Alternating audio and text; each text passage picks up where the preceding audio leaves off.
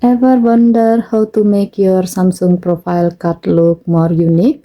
Let me show you how to apply different effects to your profile card using the Galaxy S25 Ultra. First, open the Contacts app and then tap Me at the top of the list. Next, tap your profile card. Then tap the edit icon to start customizing. Here, tap Effect. Now, swipe left or right to browse all available effects like original, blur, grayscale, grayscale background, and so on.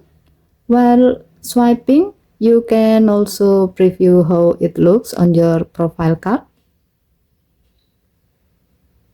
If you are happy with the result, tap Apply and then tap Done to save your new profile card style.